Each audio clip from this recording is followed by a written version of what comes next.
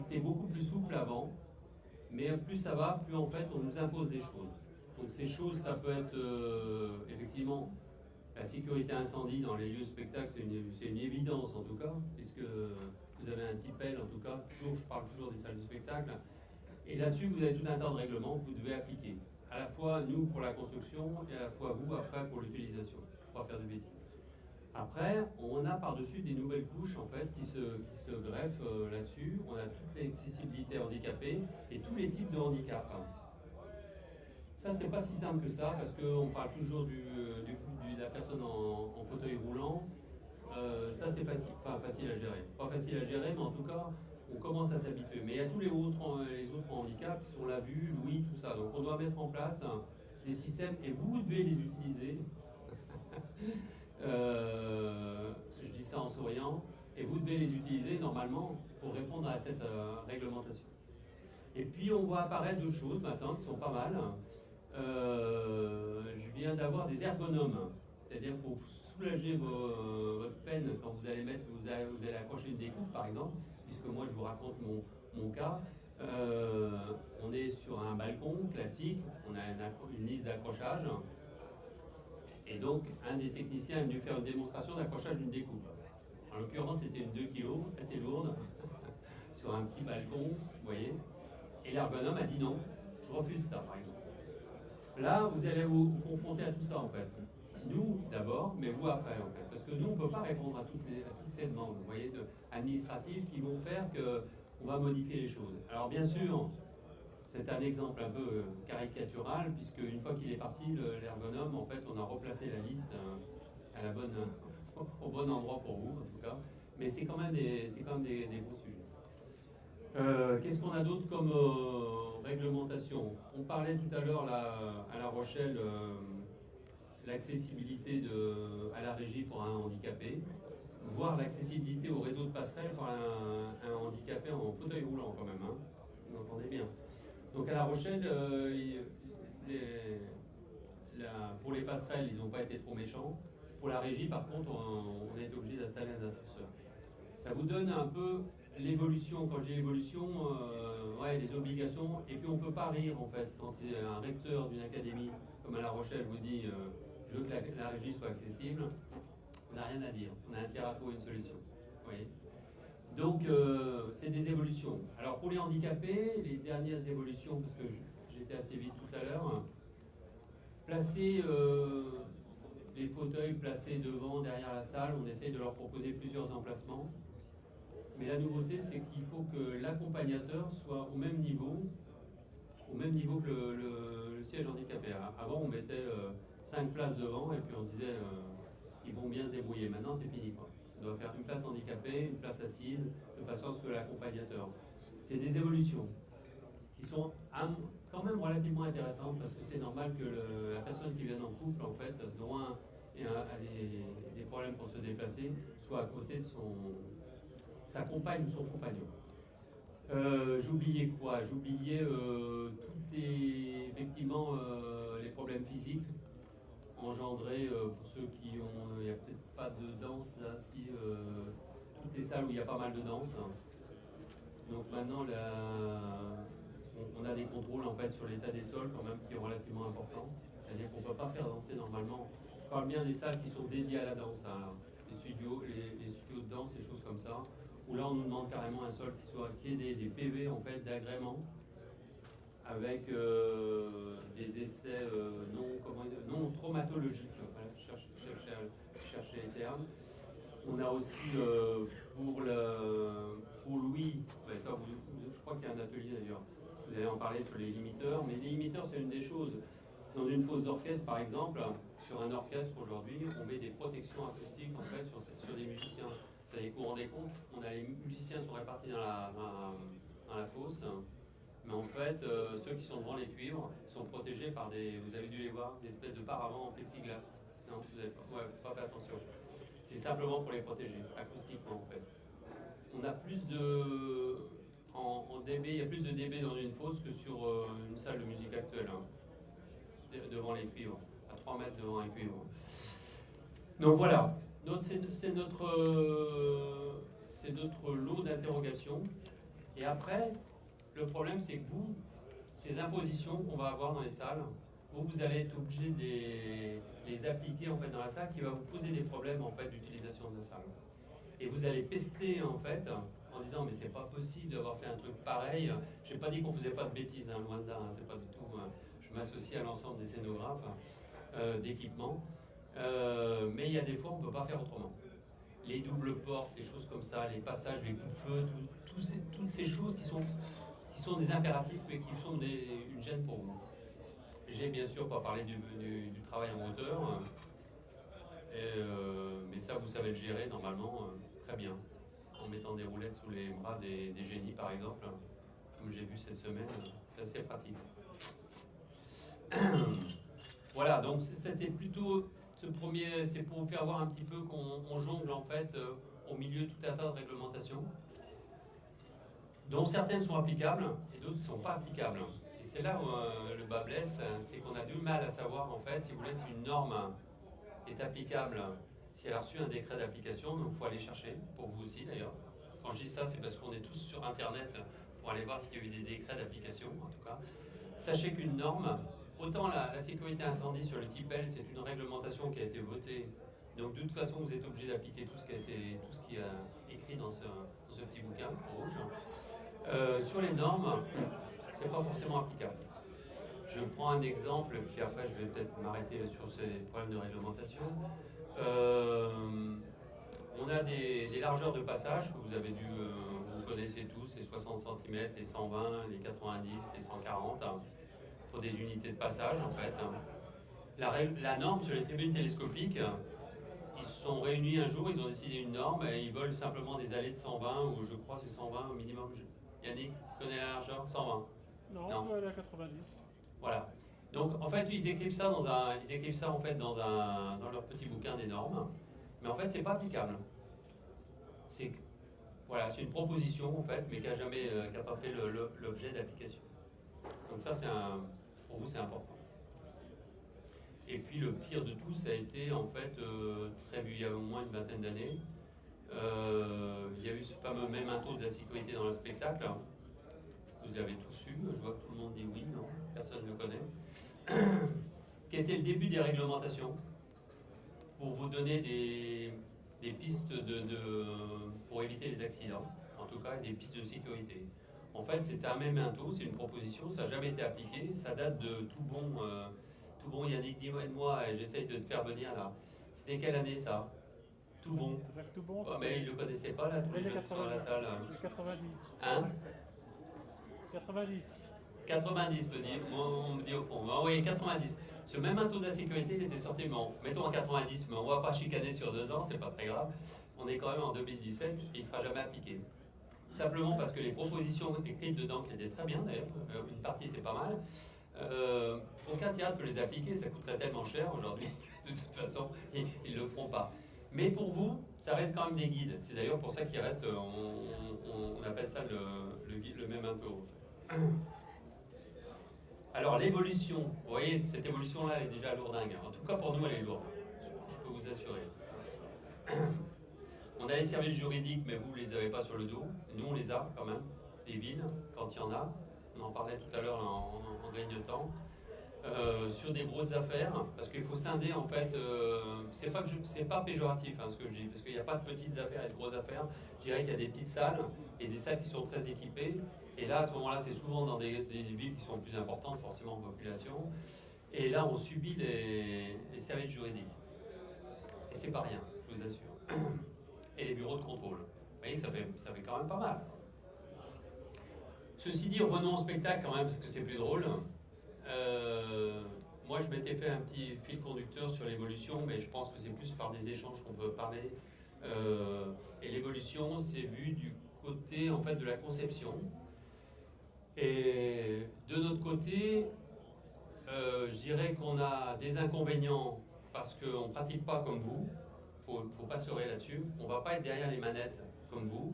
Et vous allez être beaucoup plus pratique que nous en fait dans les manques que vous pourrez avoir ou l'évolution en fait, ce que vous allez demander.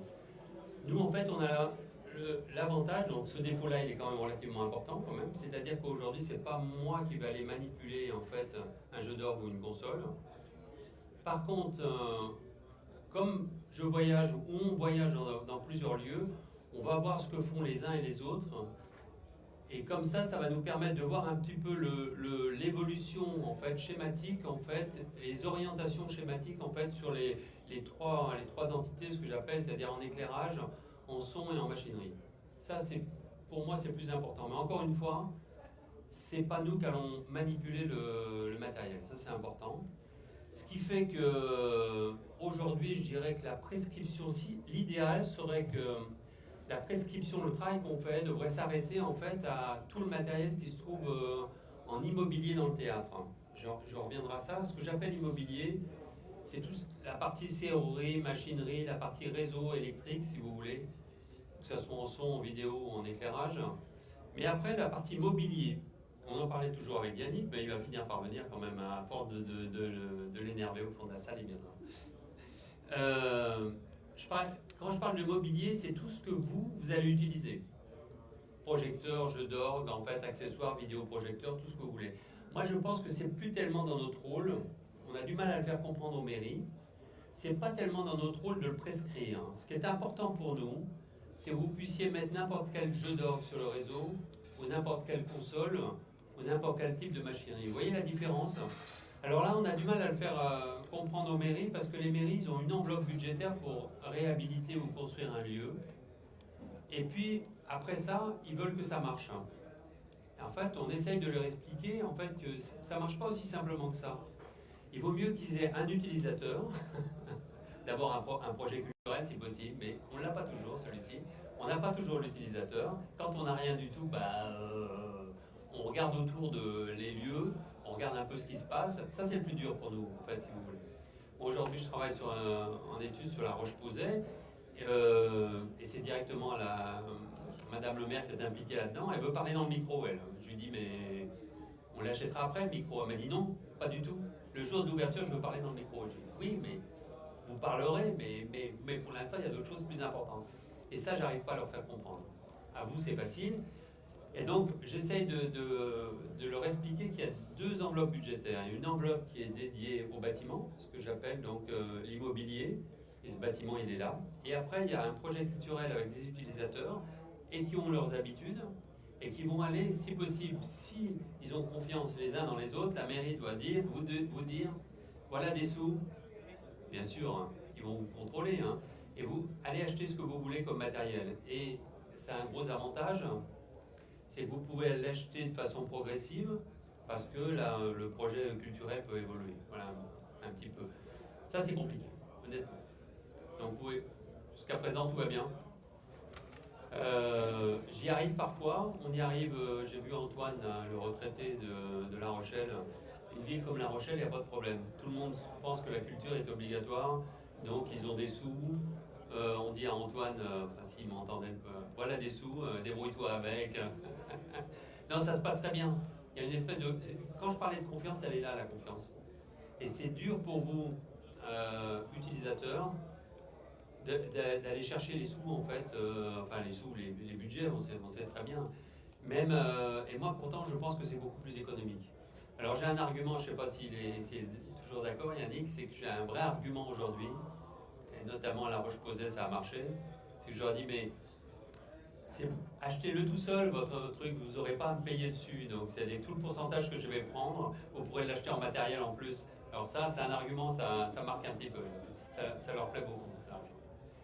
Ceci dit, quand même, revenons à ces évolutions. Ce que je vois en tout cas, et moi ce que je vous raconte là, c'est plutôt plus par ces petits voyages en France depuis, je sais pas quoi, 20 ou 30 ans.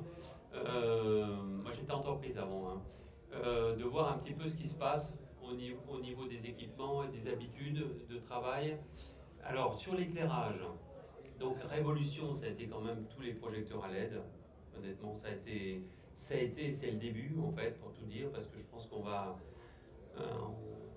aller à 80% de LED, voire enfin je sais pas combien, même 90 d'ailleurs. Il y a pas de. Je pense que la lampe va disparaître d'une façon ou d'une autre. Donc déjà ça va amener un changement énorme au niveau de l'infrastructure des réseaux électriques. D'accord ? on va passer à des éléments qui vont être beaucoup moins gradués, moins de lignes graduées, pour aller à des lignes directes. On est aujourd'hui sur cette espèce de passerelle en fait, qui est longue à passer, je trouve d'ailleurs, parce qu'il y a des réticences des utilisateurs, s'il y en a qui font des éclairages ici, de me maudire. Ceci dit, ils vont finir par avoir toutes les couleurs et puis on prendra des gélatines, on fera des essais. Moi, j'ai vu une démonstration à Montpellier sur l'Opéra Comédie. Là, honnêtement, il faut quand même, c'est de mieux en mieux. Ceci dit, tout ça se coûte très cher, mais c'est une évolution qui est pour moi, en tout cas, vu de mon côté, elle est irréversible. On va aller de plus en plus là-dedans. Donc, encore une fois, les réseaux vont changer complètement. D'accord. Pour l'instant, dans cette étape de transition, on a des gradateurs qui peuvent à la fois servir de gradateurs et servir de ligne directe, mais ça fait quand même qu'on achète des gradateurs qui peut-être dans 5 ans ou 10 ans serviront pas, mais bon, c'est comme ça. Cette phase de transition elle est obligatoire. Moi, je pense que, et encore une fois, elle va durer.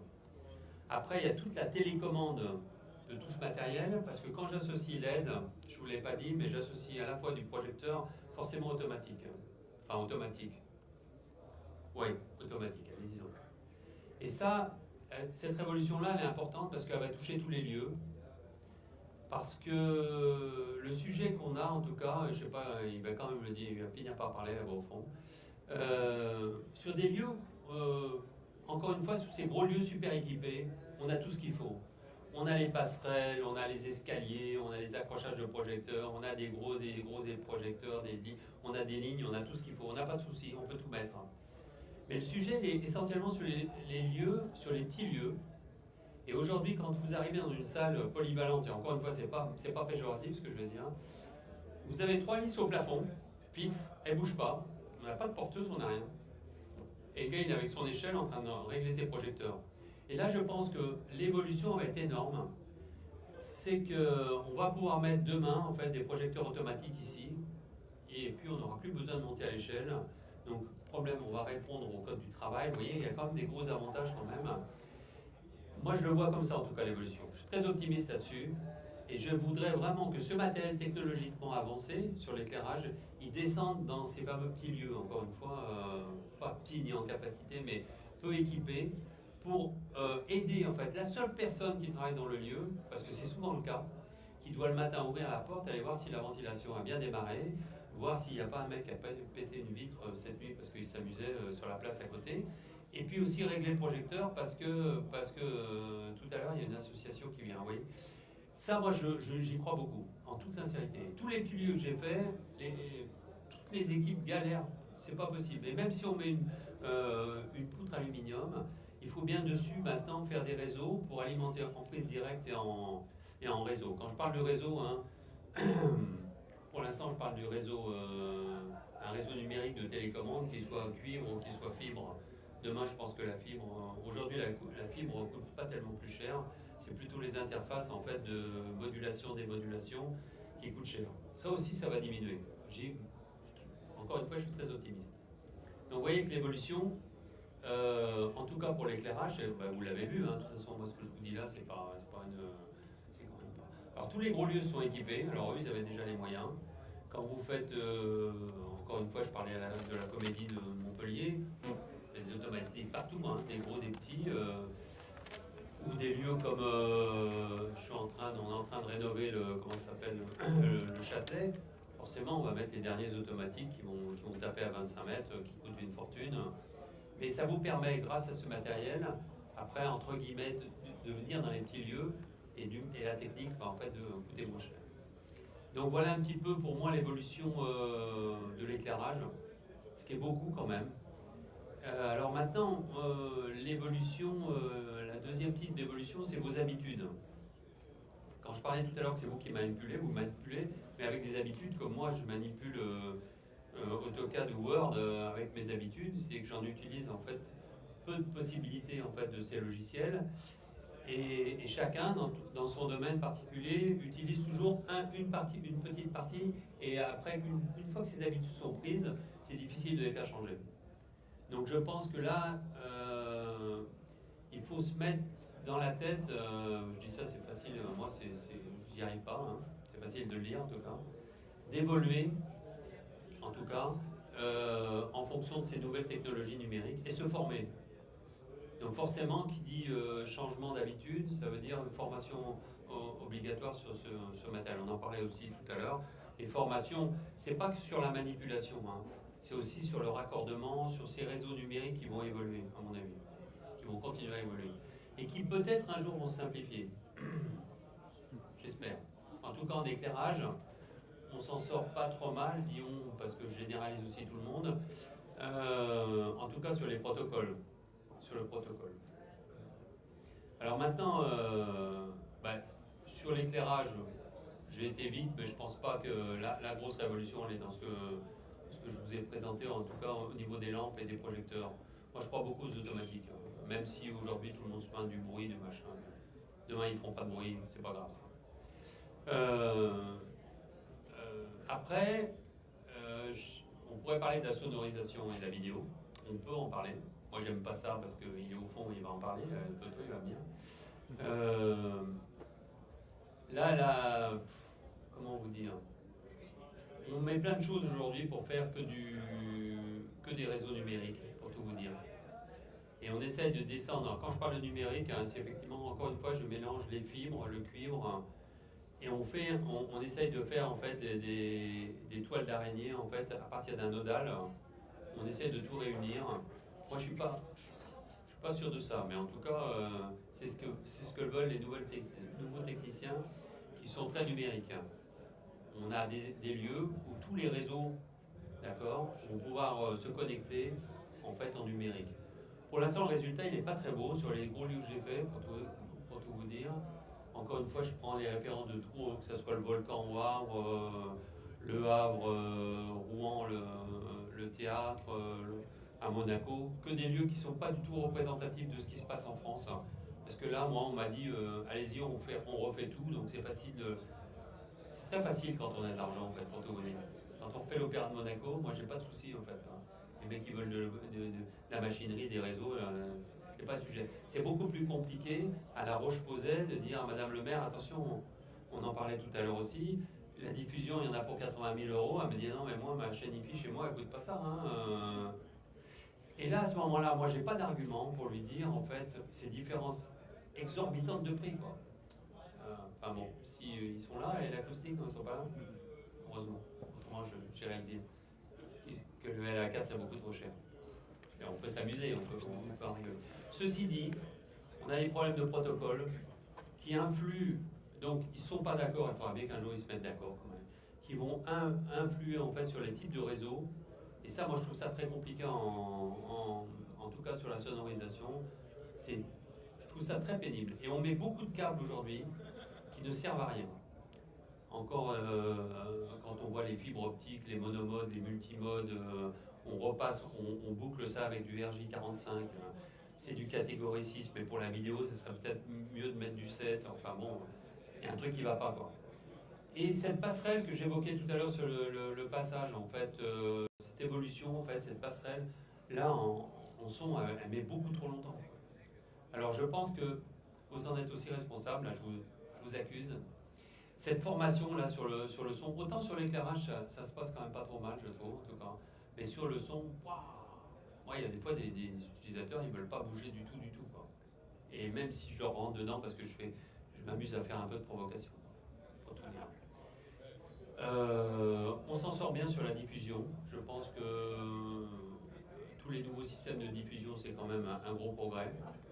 Il faut savoir qu'on se heurte avec des architectes qui des fois se prennent pour des architectes, donc c'est un peu compliqué.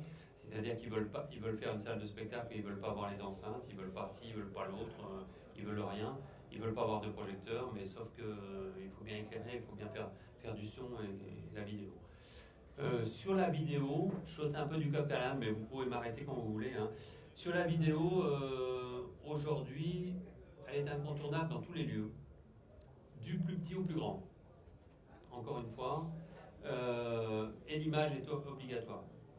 Et l'avantage de la vidéo, c'est qu'aujourd'hui, on peut passer beaucoup de choses dessus à partir d'un PC, donc c'est quand même relativement simple. Et ça anime beaucoup de choses, c'est-à-dire qu'on peut animer un hall d'entrée, on peut animer le hall de la mairie en même temps, on peut faire beaucoup de choses en fait avec peu d'éléments. Vous voyez. Donc je pense que tous les lieux aujourd'hui, on doit les câbler encore une fois en éclairage, une évidence, pour la salle. En son, on va énerver la salle, mais on va énerver donc j'allais dire en analogique, je n'ose pas le dire, mais il y a encore des gens qui me demandent des multipairs quand même. En numérique, d'accord. Et on va énerver en dehors de la salle, on va aller plus loin, puisque là on va énerver la partie technique sur les loges, on va énerver comment ça s'appelle, le hall d'accueil, le foyer. Et dès que c'est la vidéo, on va beaucoup plus loin. On va encore plus loin, on va plus loin. En dehors de tous ces éléments-là, de technique, de loge, de salle, on doit pouvoir en fait faire de la captation un peu n'importe où, y compris d'ailleurs dans la mairie, pouvoir repasser par le réseau de la ville, ressortir, re-rentrer dans le théâtre et passer des animations dans le théâtre. Vous voyez. Donc on a élargi énormément avec la vidéo, en fait, la diffusion. Et c'est l'intérêt pour la salle, c'est aussi de pouvoir diffuser en dehors du lieu théâtre, enfin du lieu salle de spectacle, de ce lieu, on va innerver en fait la ville ou la communauté d'ailleurs. Parce que l'information, en fait, elle n'est pas forcément que culturelle, elle peut être aussi une information pratique en fait de la ville. Moi, pour moi, ça a changé beaucoup de choses. C'est-à-dire qu'encore une fois, le réseau, il va sortir du théâtre. Et là, je pense que on n'a pas fini d'évoluer. Quand je parle d'innervation, je parlais toujours de cuivre, c'est-à-dire du câble ou de la fibre. Je ne fais pas référence à tous les systèmes aériens qui vont pouvoir justement répondre à ça. C'est-à-dire que vous pourrez très bien avoir votre lieu de spectacle et puis avoir vos deux bureaux en fait dans l'annexe de la mairie et pouvoir communiquer les uns avec les autres, que ce soit en vidéo, en son. La vidéo est plutôt pas mal pour avoir des informations, même si ça reste un peu de l'espionnage quand même, et qu'on a des caméras qui se baladent un peu partout. N'est-ce pas, Yannick? Mais t'en as une sur toi. Donc, l'évolution, moi je la vois pas beaucoup, je suis un peu déçu par le son pour tout vous dire. Puisque les premiers réseaux numériques, je sais pas, je te vois là-bas, les premiers réseaux numériques, je pense qu'on a eu en son, on les a mis il y a une vingtaine d'années quand même, non? À peu près, je sais pas. T'en as installé quand? Ah ben non, toi, tu es l'éclairage, toi, tu sais pas, toi. 20 ans. Il y a dit combien, toi? 20 ans? 20 ans, ouais. Ouais, 20 ans. Moi, les premiers. Et puis on voit que ça panouille. D'ailleurs, ça panouille sur nos réseaux et ça panouille aussi sur les interfaces qui ont évolué en fait par l'obsolescence du matériel, par l'évolution du matériel. Donc moi ce que j'aimerais avoir sur ce matériel de son en fait, autant sur l'éclairage, moi je trouve qu'on s'en sort pas trop mal sur les interfaces, sur les boosters, les choses comme ça. Sur le son vraiment, les changements de protocole, les boîtes avant les câbles, la sortie des câbles, ça c'est compliqué. Donc je ne sais pas comment faire et je ne sais même pas comment répondre sur les petits lieux en fait, quel est l'idéal en fait de câblage.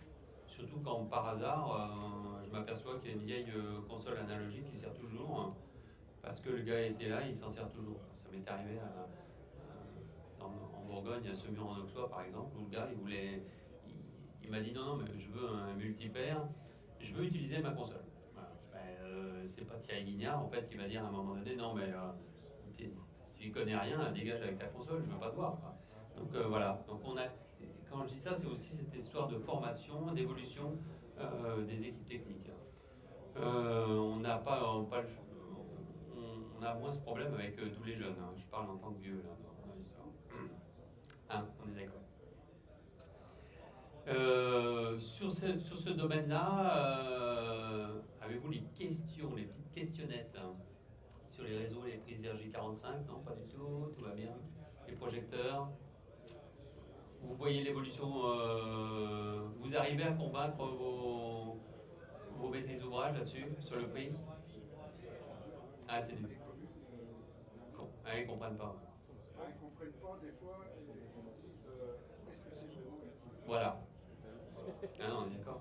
On dit que si on améliore la salle, automatiquement, il y a des choses qui vont se remettre sur cette salle. Et puis que la salle va avoir plus de possibilités, voilà. On est d'accord. Mais ça, on leur dit... Alors, l'avantage qu'on peut avoir, nous, sur vous, un des petits avantages, c'est que on est indépendant. On a un contrat avec la mairie, ce que je vous ai expliqué au tout début, mais après on l'a plus, on va s'en aller, au revoir, si tout va bien, on viendra au spectacle, mais c'est tout quoi. Donc vous, ils vont pas vous croire, et nous, ils peuvent nous croire maintenant. Donc c'est là cette connivence en fait, moi que j'essaye d'installer entre les utilisateurs et le maître d'œuvre, puisque c'est le terme qu'on a, elle est là. C'est de dire bon, alors tu vas y aller, va faire ça, et puis moi de mon côté je veux faire. Et puis les deux informations arrivent des deux côtés, et là à ce moment-là c'est quand même beaucoup plus efficace, quoi.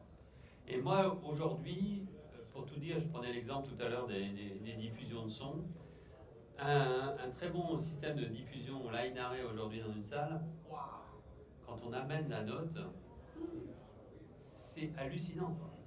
Et là, c'est psychologiquement, c'est un choc hein, pour eux. Non, je vous le dis franchement. Hein.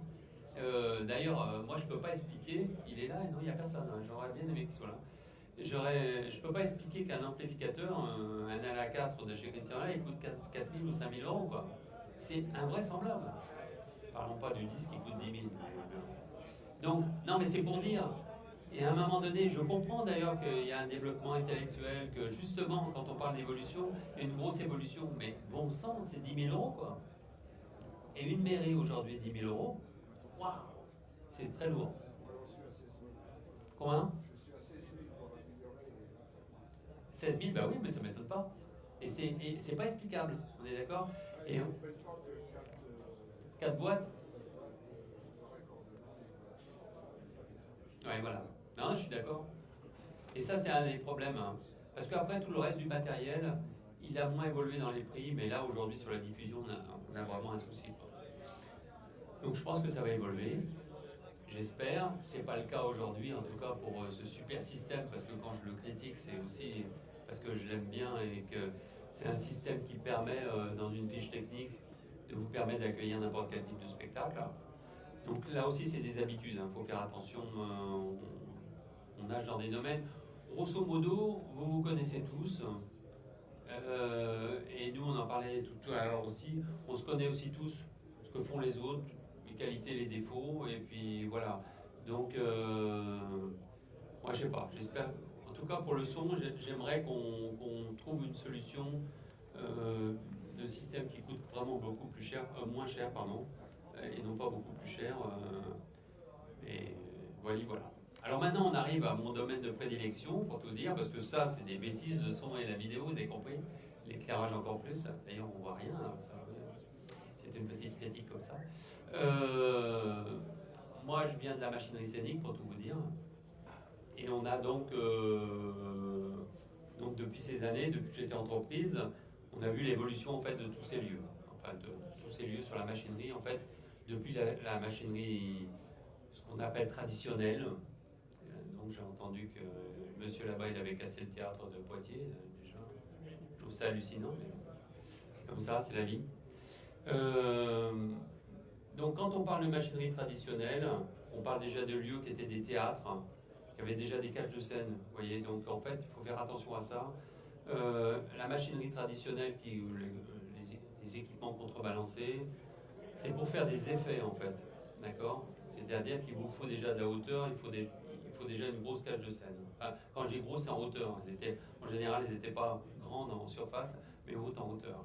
Donc là-dessus, on a des équipements, on a toujours des équipements traditionnels.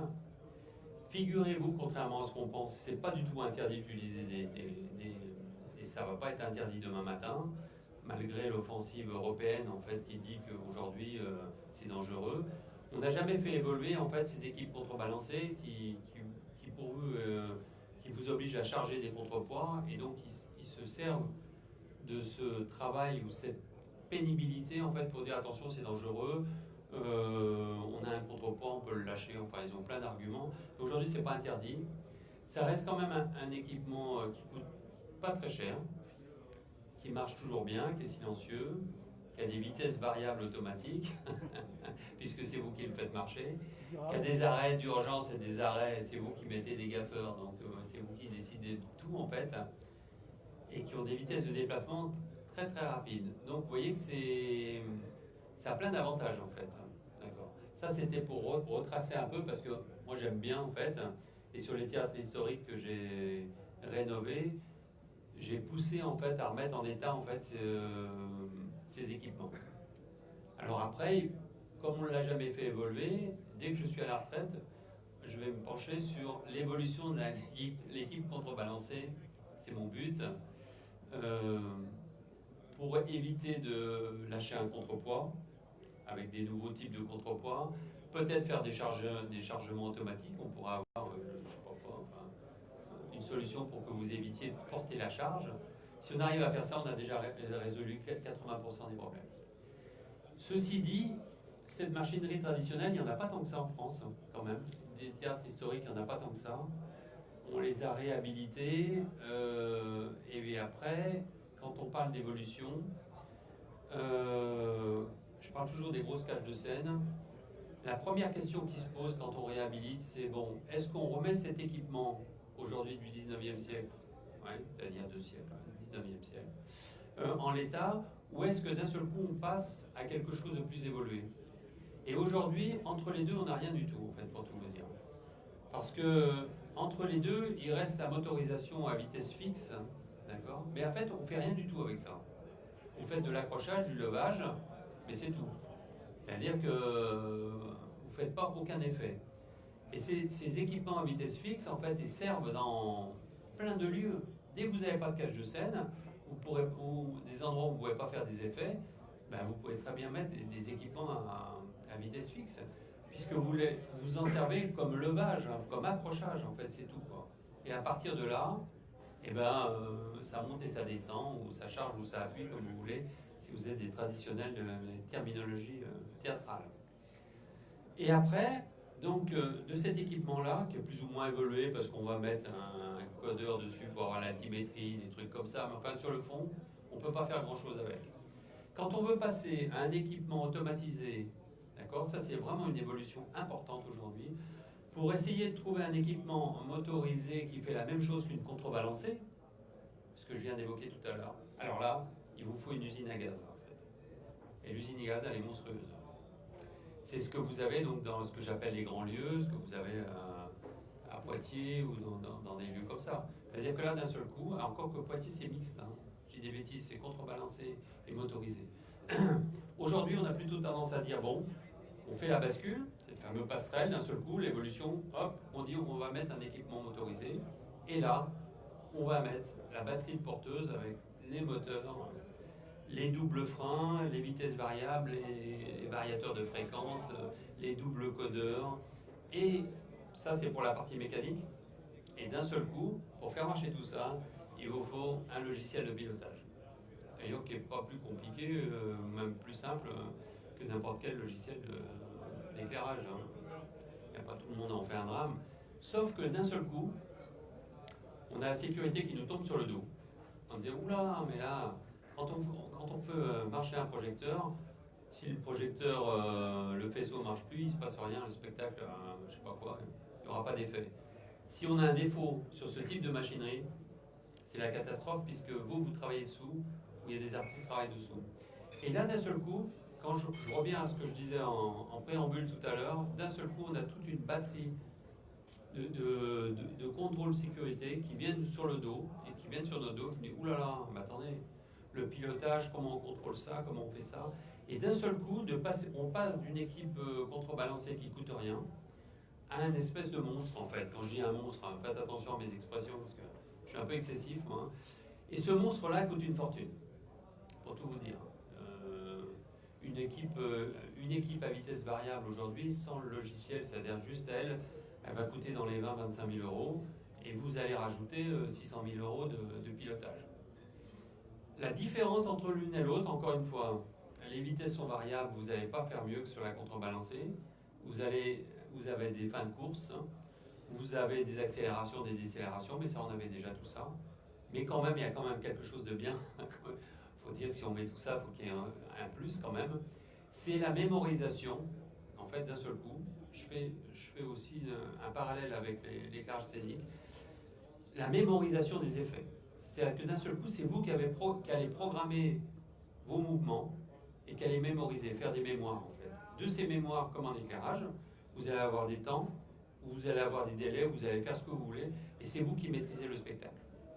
Mais bien sûr, le danger, il est là, il est toujours présent, parce que quand vous avez des porteuses qui font des mouvements alternatifs, que vous avez des latérales qui sont contrôlées, la patience, il y a plein d'obstacles qui peuvent faire qu'à un certain moment, ça coince, et si ça coince, c'est gros danger. Voilà pourquoi, en fait, on a du mal à... Pour l'instant, le but, ça serait vraiment d'essayer de trouver un outil, en tout cas, pour la plupart des salles, qui soit un outil intermédiaire motorisé, d'accord ? Encore une fois, les contrebalancés, je pense que sur des outils neufs, on ne va plus en faire. Pas parce que vous ne voulez plus les utiliser et puis qu'on a du mal, puisqu'il faut diminuer l'équipe contrebalancée. J'ai oublié de dire quand même qu'elle demandait une équipe, elle demande déjà des gens qui sont bien formés, mais une équipe quand même. Il faut quelqu'un au plateau, il faut souvent quelqu'un sur la passerelle de charge. Il faut du monde. Ça veut dire qu'il y a quand même une équipe construite déjà. Et donc voilà. Donc on oscille aujourd'hui et l'évolution elle est énorme, énorme. Parce que, en tout cas, les gros lieux qui se refont à Paris, que ce soit le Théâtre de la Ville ou le Châtelet à Paris, pour citer le Châtelet, mais il n'y a pas que ça. Aide-moi Yannick pour les lieux. Ah si, moi je fais l'espace Malraux à Chambéry. Ils ont pris la décision, à un certain moment, la maîtrise d'ouvrage, ils vont ok, on passe tout en motorisé. Et là, je les avertis, comme je viens de vous le dire, attention, vous allez avoir un investissement qui va être colossal. C'est-à-dire que sur un équipement comme l'espace Malraux, mettons grosso modo, on doit être dans les 50 porteuses quand même, à vitesse variable, plus tous les moteurs. On a à peu près un pilotage qui va contrôler une centaine de moteurs quand même. Si on met les patiences, les latérales, toutes les équipes de Proscenium, les treuils ponctuels. On viendra après l'évolution sur les treuils ponctuels. Vous voyez donc c'est une grosse machine qui va contrôler tout ça. Et on va lui demander beaucoup de sécurité en fait. Et là on se heurte en fait à une espèce de norme qui se met en place aujourd'hui, qui est très pénalisante en tout cas pour nous Français, et qui est très arrangeante pour les Allemands. Donc là je fais un peu du cocorico, mais j'aime bien, ça me fait du bien, ça me soulage. En fait, cette norme est venue en France via l'Europe, mais par les Allemands, initiée par les Allemands. Je ne suis pas objectif dans la présentation, hein, faites attention à ce que je dis. Mais qui nous oblige, en fait, quand on regarde bien, à acheter du matériel allemand, qui lui correspond à cette norme de sécurité, de sécurité. Donc vous voyez un peu, encore une fois, je ne suis pas objectif du tout. Mais on s'aperçoit quand même qu'on est obligé d'acheter beaucoup du Siemens. Tout ça. Il n'y a peut-être pas que dans ce domaine, d'ailleurs, il y a sûrement d'autres domaines. Ils sont initiateurs, en fait, de cette évolution, en fait, simplement une évolution de sécurité. Hein. Alors, le but, c'est quoi? C'est de dire, aujourd'hui, on a une machinerie au-dessus des gens, là-haut. Quel que soit le défaut, il faut qu'on bloque. C'est-à-dire pas de chute, forcément pas de chute, pas de mouvement de porteuse, et c'est vous qui allez tout contrôler par le pupitre. Donc pour rigoler, on demande là aussi forcément une formation importante, d'accord? Et voilà, ça par contre, je dirais que la formation est obligatoire, et quand on met un outil informatisé aujourd'hui, en général, il y a 2 ou 3 personnes qui partent dans des lieux qui ont déjà des systèmes en fait. Il y a pas mal de systèmes en France hein, quand même. Toutes les grosses salles sont passées à ces systèmes-là, que ce soit, je sais pas quoi, le Cargo à Grenoble, Annecy. Je dis ça au hasard, mais il y en a pas mal. On a au moins une centaine de lieux équipés aujourd'hui. Alors, le sujet en fait de cette mémorisation, c'est un gros avantage quand même. C'est que normalement, si tout allait bien, ce qui ne se passe pas aujourd'hui, c'est qu'un spectacle pourrait être mémorisé sur votre clé USB, aller sur un autre système, ce qu'on ne sait pas faire, hein, mais il faudrait que ça soit ça l'évolution. Quand on parlait d'évolution, et mettre votre spectacle dans le nouveau système et pouvoir le faire. Et ça ne marchera jamais. Parce qu'on n'aura jamais les mêmes aplombs, parce qu'on n'aura jamais les mêmes vitesses de déplacement, parce qu'on aura d'autres systèmes de sécurité. Donc autant sur l'éclairage, je pense que c'est possible, enfin, c'est une aide énorme. Sur la machinerie, on n'en est pas là. C'est-à-dire que pour l'instant, on va mémoriser, et pendant la durée du spectacle, en fait, on va pouvoir refaire les mêmes effets. Ce qui est déjà pas mal d'ailleurs. Hein, par rapport aux équipes contrebalancées, où les techniciens faisaient ça un peu par habitude, et ils le faisaient très bien.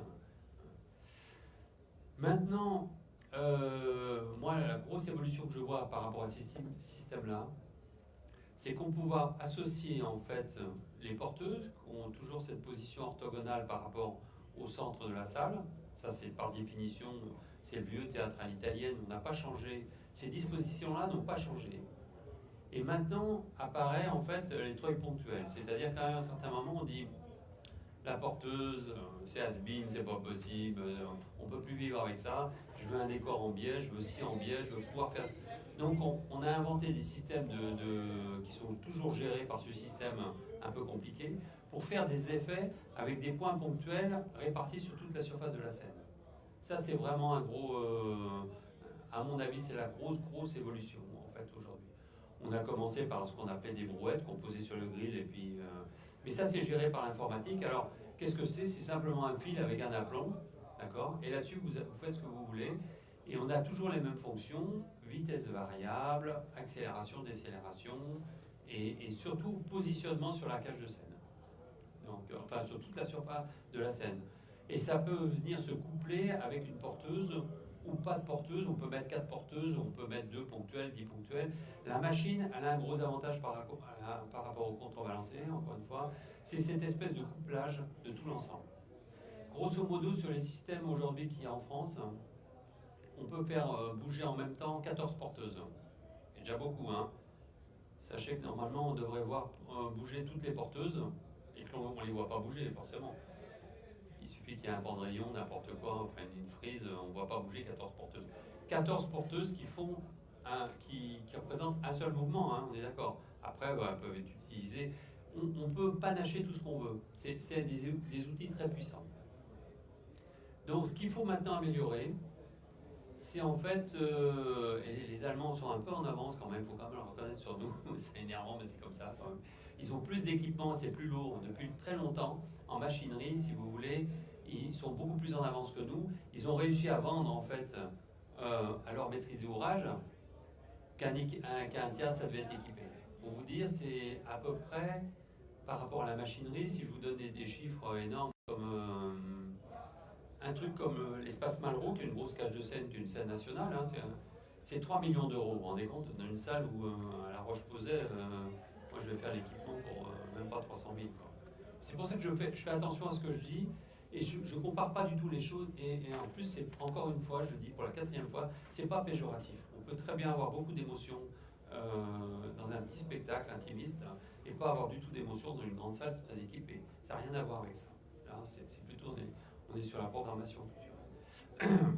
Donc, les Allemands, ils ont sur un petit théâtre non, ils ne sont pas à 3 fois, ils sont à 2 fois. Un théâtre est minimum à 5 millions d'euros, en fait, en équipement de machinerie. Ce qui, pour moi, un truc comme Malraux, pour moi, c'est déjà des affaires énormes. 3 millions, vous vous rendez compte, 3 millions d'euros sur un budget. Donc, cette évolution sur la machinerie, elle est énorme. Et maintenant, je pense que le sujet, c'est d'aller développer ce que tout à l'heure, j'ai évoqué ce système intermédiaire qui soit ni le trop lourd parce qu'il coûtera cher, et ni le trop léger parce qu'on ne pourra plus faire avec. Donc, il faut améliorer ces moteurs à vitesse fixe pour les rendre plus silencieux et peut-être mettre des nouveaux systèmes de variation pour pouvoir commencer à faire des petits effets avec tout ça. J'ai oublié que sur ces gros systèmes, par rapport à la contrebalancée, où vous avez quasiment aucune révision à faire, de temps en temps, jeter un coup d'œil sur vos chambres et faire passer, je crois, une fois tous les 3 ans, une entreprise spécialisée. Là, ici, quand je dis là, parce que c'est forcément une révision annuelle et un contrat de maintenance d'enfer. Et quand je dis ça, c'est... Aujourd'hui, on est à des contrats de maintenance qui sont à peu près autour de 20-30 000. Et pour les gros lieux, où on demande au contrat de maintenance d'intervenir, j'allais dire 24-24, pas tout à fait, mais presque, et qu'on leur donne un temps d'intervention, on leur dit, dans 4 heures, il faut que vous soyez là et réparer le système. D'accord ? Donc ça, c'est des impositions. On a des lieux comme le Théâtre des Champs-Élysées, forcément, avec les gens qui vont là-bas, si on arrête le spectacle, c'est la catastrophe. C'est plutôt des contrats de maintenance à 70 000 l'année, quand même. Je ne sais pas si vous vous rendez compte de l'ampleur du désastre. Ça, il faut l'associer à l'obsolescence du système. comme mon PC là. Mon PC il coûte rien en fait, pour tout vous dire. Donc je peux très bien le changer tous les 2 ans. Par rapport à mon chiffre d'affaires, ça me fait rien du tout. Mais là, la machine, quand on dit qu'au bout de 5 ans ou 10 ans, les codeurs, c'est comme en son aujourd'hui, ah ben non, la console elle marche plus, mais elle marche, mais en fait elle est plus au protocole aujourd'hui, donc on change les codeurs, on change le variateur, on change le pilotage, et là d'un seul coup au bout de 10 ans, et si je vous parle de ça, c'est parce que maintenant on a ce recul un petit peu de 10 ans en arrière, un peu plus pour l'Opéra de Lyon, qui a dû se faire il y a une vingtaine d'années aussi, pour voir combien coûte en contrat de maintenance et en changement, de mise à niveau, si je puis dire. Vous voyez ce que je veux dire? Ça, c'est important. Et ça coûte très cher. Il n'est pas là, le directeur technique du TAP. Mais il revient de mettre dans... Le TAP, il a combien? Il a combien? 10 ans? Non? Il n'a pas 10 ans, le TAP, à Poitiers. 9 ans. 9 ans, 10 ans. Il vient de me dire qu'il vient de remettre 120 000 euros dedans. Donc ça, c'est à rajouter au contrat de maintenance. Je ne suis pas là pour vous démoraliser, hein. Je pense que tout ça, c'est des prix qui vont diminuer pour obtenir de la fiabilité. La fiabilité, on l'obtient aujourd'hui par des hotlines. Forcément, si on n'est pas connecté, on ne vit plus. Ça veut dire qu'aujourd'hui, ce système de machinerie, il est relié en permanence avec le fabricant. Ça, c'est quand même assez intéressant. Et vous pouvez lui dire, oh là là, je suis coincé, cet après-midi il n'a pas démarré, et c'est le problème, l'inquiétude en fait des gens qui ont ce système évolué, c'est que s'il ne marche pas, vous êtes tout nu. Hein. Moi, s'il ne démarre pas, mon PC, je fais rien du tout. Je le referme, je l'ouvre et je rappuie sur le bouton en fait. Grosso modo, c'est tout ce que je suis capable de faire. Mais eux, c'est pareil. Donc à ce moment-là, le fabricant doit être disponible, il prend la main à distance sur le dispositif, et il le débloque. Parce qu'il peut y avoir un défaut. Donc ça c'est pas mal. Et les Allemands aussi, et les Hollandais ont des systèmes encore plus évolués.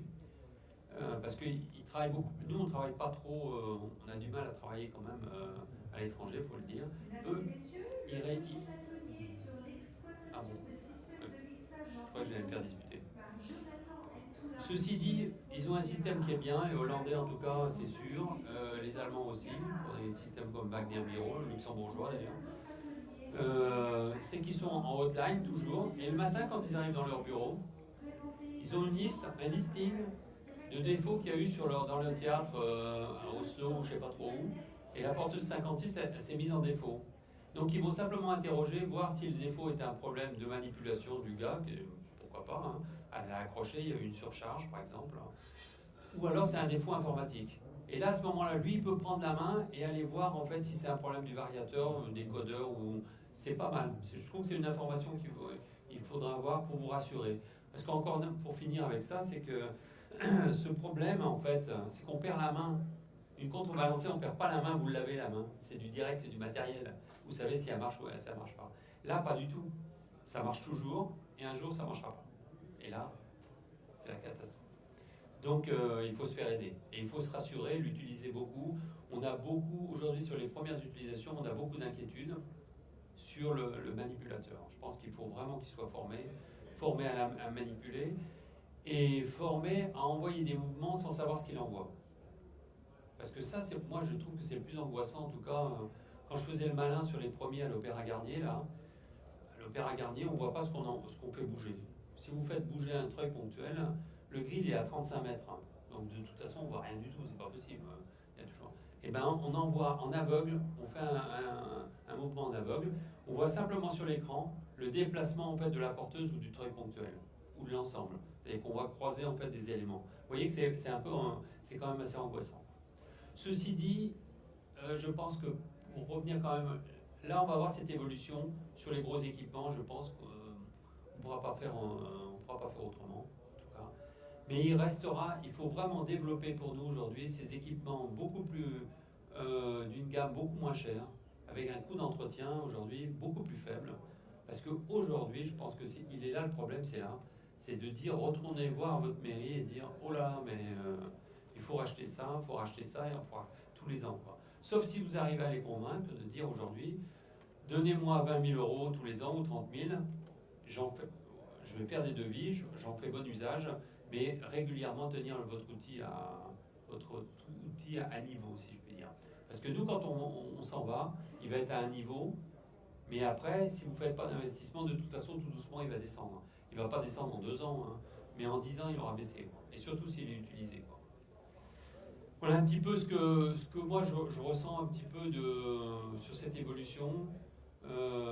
Forcément, vous l'avez compris, je suis un peu nostalgique sur ces équipes contrebalancées où on n'a pas cherché. Moi, le premier, j'en fais partie.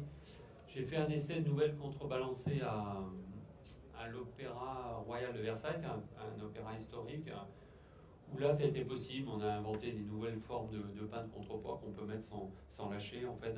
Mais ça, il faut aller plus loin que ça, si on voulait faire développer les choses.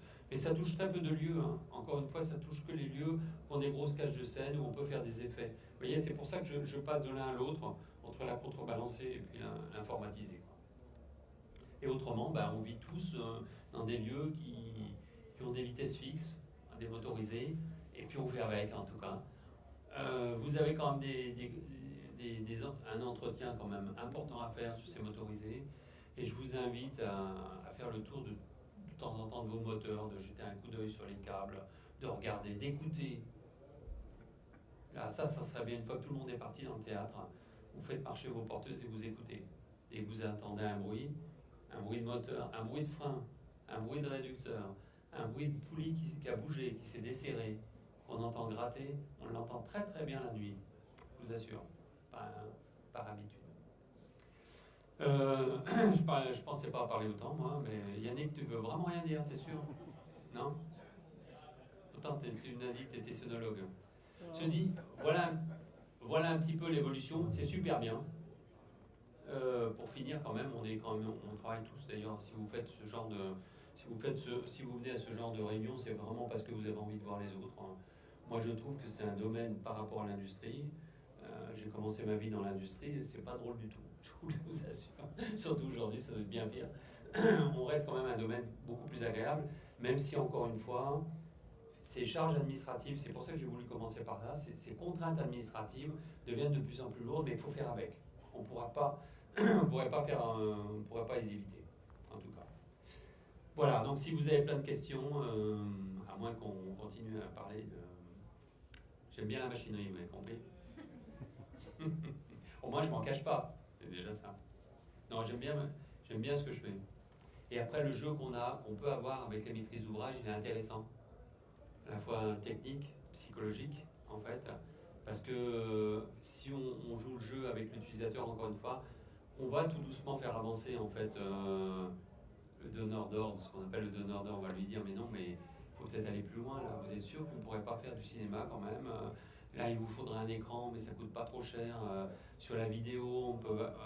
Ah oui, mais puis là, on le flatte un petit peu. On dit vous voyez. Madame le maire, là, si vous faites le discours dans la grande salle, dans la petite salle à côté, si on met l'écran avec un deuxième vidéo, s'il y a trop de monde ici, parce qu'il y a du monde dans les salles fin juin, fin décembre, et sur les réunions politiques, on est d'accord. Donc elles sont toujours trop petites. Donc notre rôle c'est de dire, non, il faut trouver d'autres solutions en fait pour diffuser. Quand je parlais de diffusion, moi la vidéo, je la vois vraiment diffusée partout. Quoi. Et ça, quand vous dites à un maire, ah mais on peut passer votre discours, si vous parlez sur la scène, on peut le passer quand même, je sais pas où, dans un autre lieu ou dans une autre salle ou dans le foyer, là il est content, ça marche. Hein. Là il trouve les sous, il trouve les 4200 € pour mettre l'écran, là. Pas de souci. Je suis un peu méchant là, mais j'aime bien, ça me fait du bien. Donc je joue un petit peu avec tout ça. Je me souviens, c'était quoi je peux parler jusqu'à 16h ou c'est 15 C'est 15, hein, je crois. Posez vite des questions, on va se faire virer. Vous êtes confronté grosso modo à quoi, vous, s'il y a des utilisateurs dans la salle? Oui.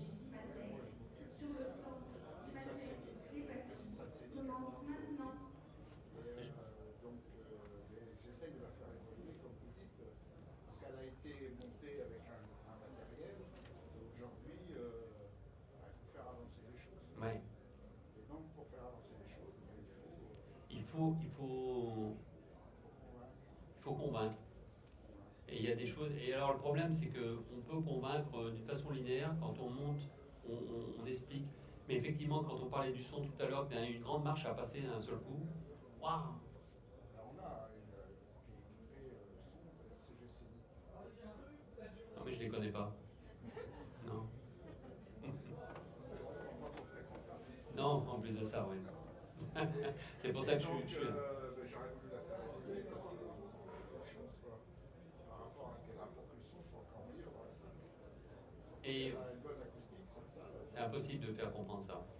Et voilà, ça fait 2 ans que je meurs, je représente le devis. Non, mais il faut continuer. J'allais vous dire ça, il faut remettre, comment on dit l'expression, remettre sur l'ouvrage, non comment... J'ai perdu. Oh. Ah, voilà, c'est ça. Voilà. Donc, oui, il n'y a pas le choix. Et nous, c'est pareil, hein, de notre côté avant, quand on revient à l'attaque, en fait. On revient parce qu'on a toujours des gens qui nous disent c'est trop cher, forcément, d'ailleurs. Ce que je comprends, d'ailleurs. Parce qu'il y a des gens, ils gèrent des budgets, quand même. Hein.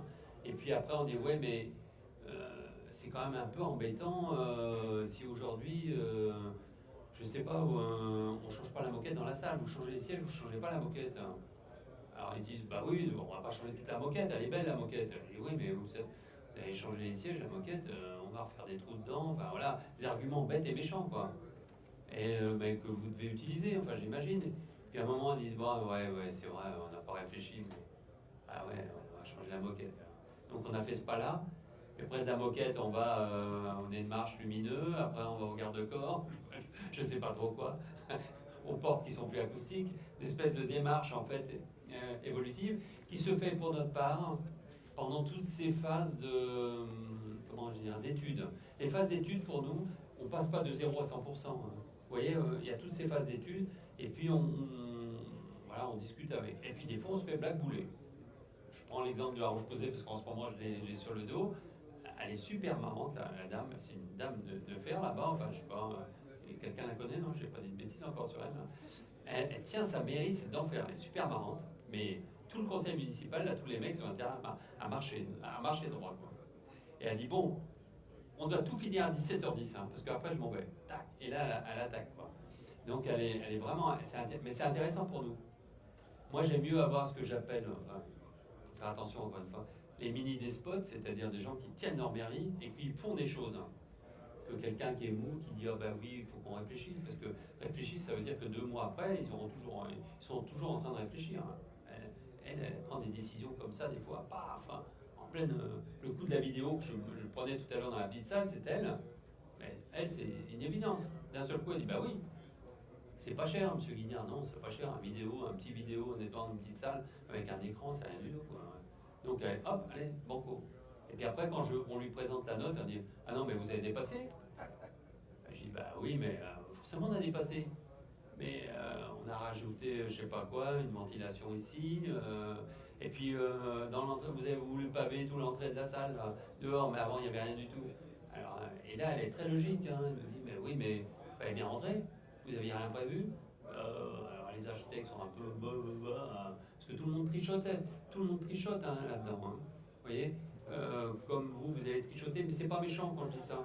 Et c'est pas pour faire évoluer les choses. Quoi. Non, c'est intéressant. Moi, je trouve en tout cas. Faut pas que ça tourne à la bagarre. Hein. Mais c'est assez intéressant. Là, j'ai fait évoluer le vidéoprojecteur. Ah, ben voilà. Maintenant, on va avoir une commission Mais encore une fois, pour revenir à ce que je disais tout à l'heure, l'image aujourd'hui, c'est vraiment facile. C'est un vrai bonheur. Et il suffit de... Mais il faut être rusé. Hein. Si des fois vous pouvez les amener dans une salle qui a un super vidéoprojecteur, vous l'amenez et puis vous regardez l'image et tout. En sortant, il dit ouais, une belle image. Ah bah oui, c'est sûr, hein, 5,50 m de base, une super lumière. Mais pourquoi on n'a pas ça nous? Parce qu'il est vieux et qu'il n'est pas puissant. Donc ça c'est assez facile je trouve moi par rapport à ça. C'est plus facile que la lumière.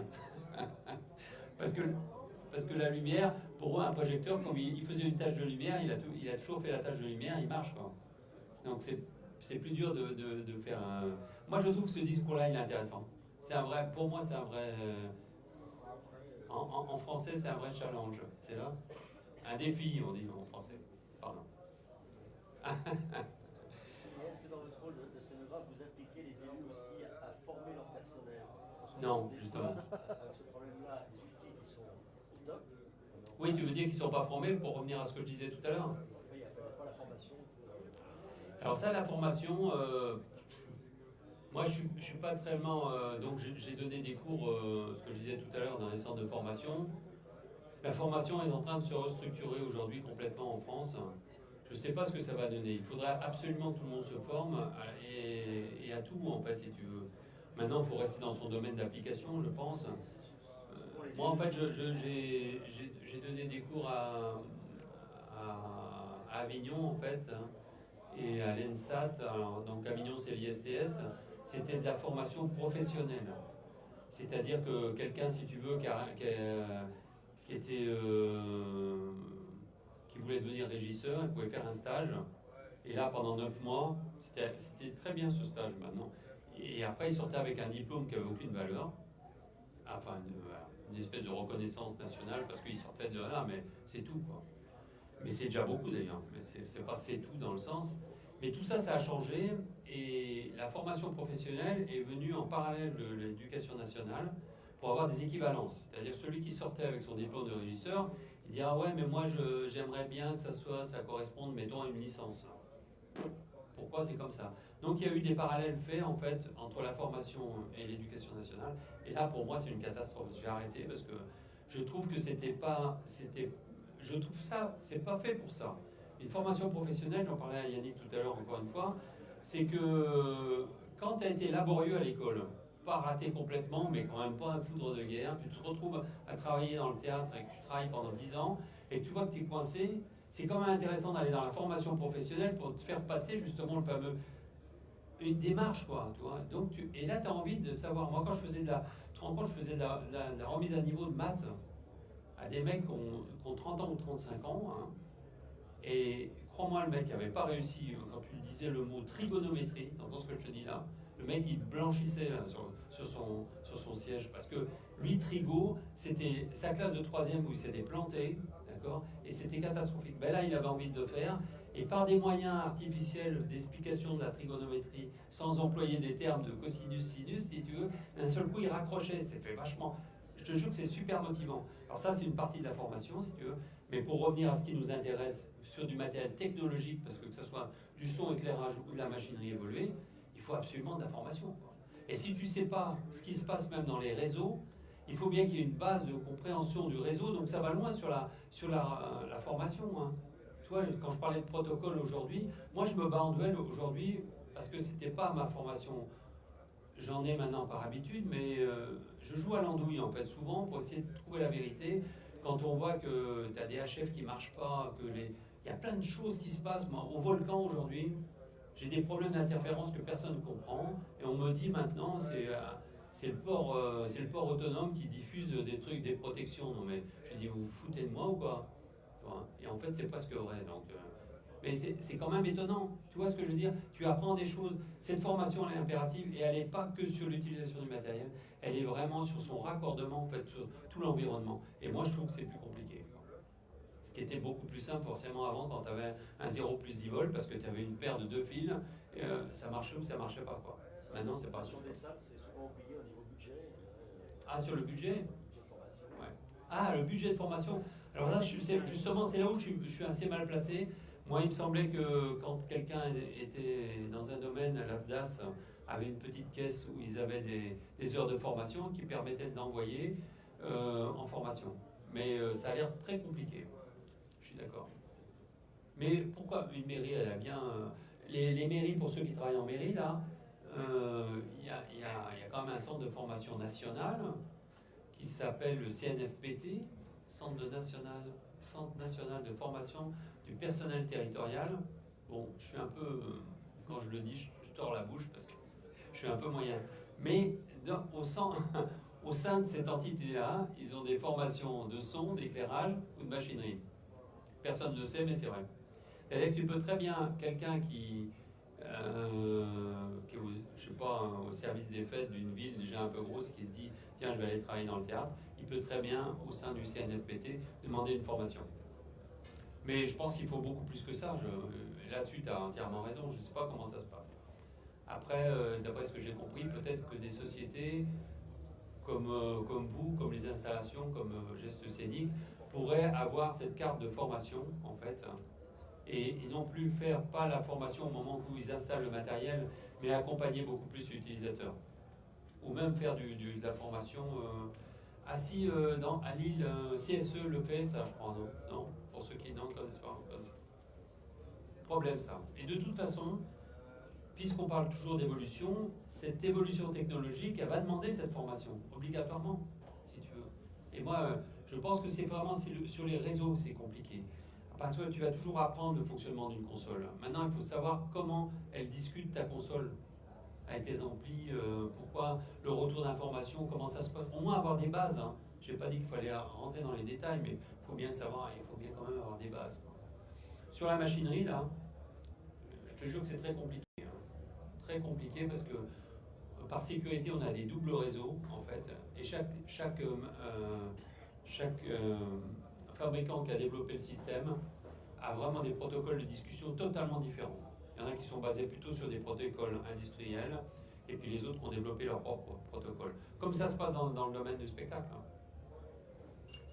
C'est bien, mais grosse évolution, hein, contrairement à ce qu'on pense quand même. On ne dirait pas comme ça. Hein. Je pense que les installateurs le ressentent beaucoup plus.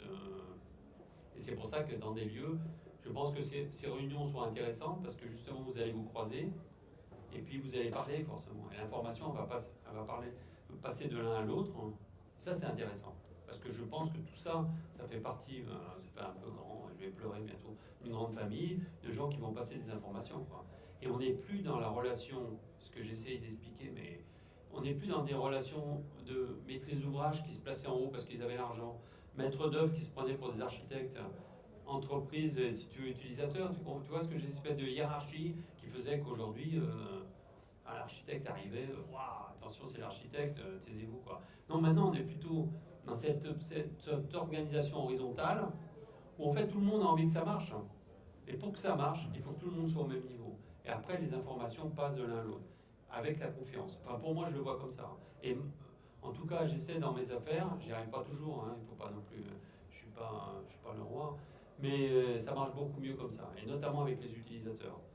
Et il y a toujours autrement, il y a cette défiance, tu sais, il y a cette défiance entre l'utilisateur, le scénographe d'équipement, après, ouais, mais l'entreprise, on a la défiance envers l'entreprise parce qu'ils ont essayé de me voler, parce que je sais pas quoi, enfin, c'est n'importe quoi en fait. Les trucs, on est dans un autre domaine. Et il faut se rendre compte qu'aujourd'hui, une entreprise ne gagne pas beaucoup de sous. Et ça, j'essaie de le faire comprendre aux mairies, mais ils ne comprennent pas. Quand une entreprise sort un bilan qui est entre 0 et 5%, si tu veux, je m'égare un peu là sur le sujet de l'évolution, mais ça fait du bien. Les gens pensent en fait, si tu veux, qu'une entreprise est toujours là pour essayer de te voler. C'est n'importe quoi. Et encore moins dans ce domaine, où en plus de ça, c'est pas un domaine comme le bâtiment, où quand on réalise un théâtre, le menuisier il va mettre son placo, je sais pas quoi, sa porte, et puis après il va s'en aller. Il s'en fout complètement, c'est pas ce sujet. Vous, c'est pas du tout ça. Vous allez essayer de créer un partenariat, enfin je dis vous en te regardant, un partenariat entre l'utilisateur, parce qu'il est là l'intérêt. L'intérêt, c'est que effectivement, si à 17h ton jeu d'orgue est planté, il faut que l'entreprise soit là, quoi. Et après, il faut qu'il y ait un échange. Ce qui est difficile dans tout ça, c'est qu'avec ce maudit, cette couche administrative qui parle de code des marchés publics, c'est qu'à un certain moment, toi, tu as rendu service à ton utilisateur, et puis que la mairie va dire à l'utilisateur, ah non, mais il faut faire un appel d'offres, là. Vous n'allez pas acheter des projecteurs comme ça, là. Vous rêvez ou quoi? Et alors l'entreprise, toi, tu vas te retrouver dans une concurrence, tu dis, merde, mais c'est pas possible, ça. Je me fais avoir dans l'histoire, quoi. Ça, c'est un gros problème. Donc, je vous invite à essayer de retrouver des budgets, de faire des devis comparatifs pour bien utiliser cet argent, mais éviter les appels d'offres. Mais éviter les appels d'offres, je vous assure. Enfin, je dis éviter, je regarde qui. Ici, personne dans les appels d'offres, à part moi. Donc, encore une fois, je reviens à mon histoire de mobilier immobilier, parce que je me répète, je sors ce matériel et après, je dis aux entreprises, débrouillez-vous, quoi. Mais on se fait blackbouler, hein, on n'a plus la concurrence et des prix. Avant, on avait un représentant de la concurrence des prix au moment des appels d'offres. Maintenant, ils ne sont plus là, je sais pas où ils sont. Ils autre chose.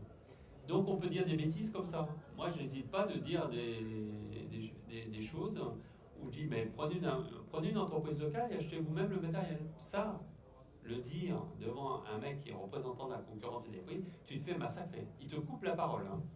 Moi, je me suis fait couper la parole. Alors que pourtant, il est là l'intérêt, surtout sur un lieu où justement tu dois avoir ces échanges. Moi, je vous invite à maintenir ces échanges, si vous les avez, ou à les créer si vous ne les avez pas. Vraiment, honnêtement. Voilà.